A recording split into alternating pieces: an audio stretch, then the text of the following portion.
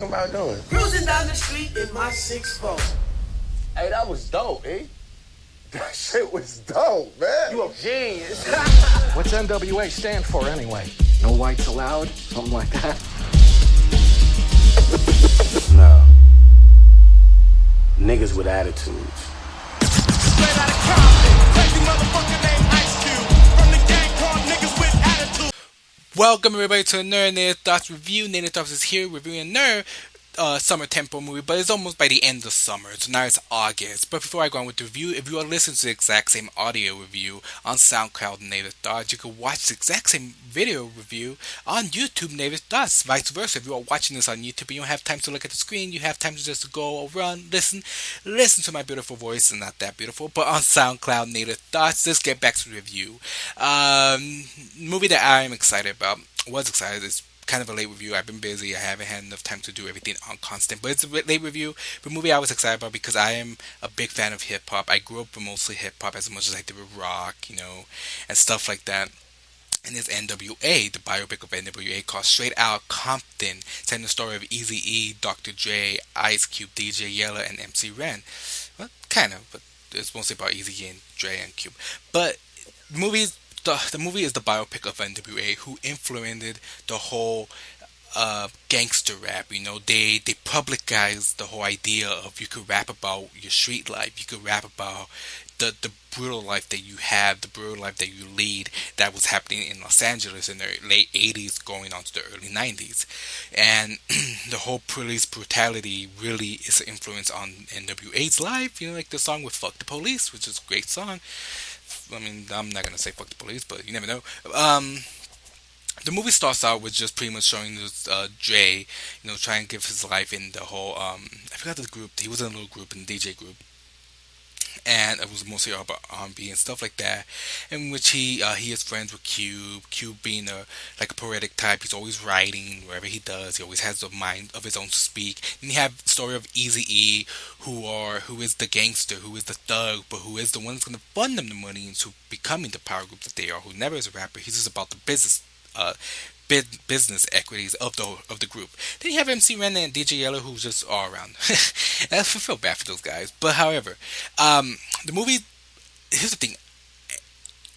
It's hard to say so much about the story because I would recommend this right off the bat. Go see it if you have no idea who these guys are. Because the one thing I loved about this movie is that it took itself so serious for a biopic about rap music, for a biopic about gangsters. It took itself so serious, and that's what I loved about it. Because I don't know, but most of the times I saw in the audience was mostly about these young kids who probably had no idea about N.W.A, but they just found it was because Tilly Zumi's Hot Topic sells the shirt for N.W.A. Oh, they think they're badass and they know about the music, but they don't know the story of N.W.A.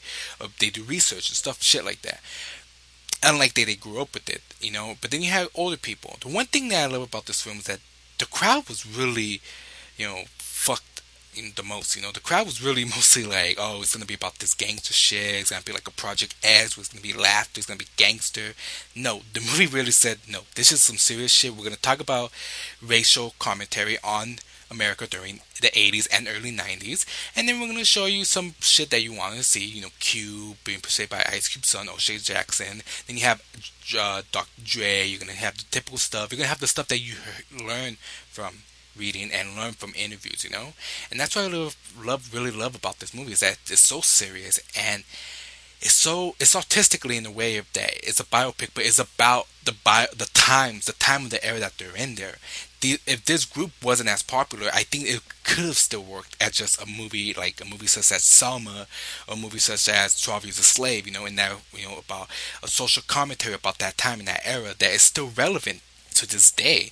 And the one thing I really love about this movie is that it's a movie where it's focused on acting. It's the first biopic in which I've seen that it really didn't rely on if the actors sounded like the rapper, because they just used the original soundtrack, and they just realized it's more about the acting, and they get that essence right the whole era, even if they don't kind of look like them, the whole era and the whole vibrant of it will work so well.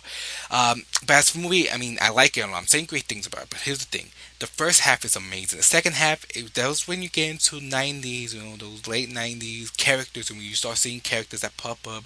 Don't want to give away, but you probably heard, you get characters like Snoop Dogg, and then you get Tupac, and then Suge Knight.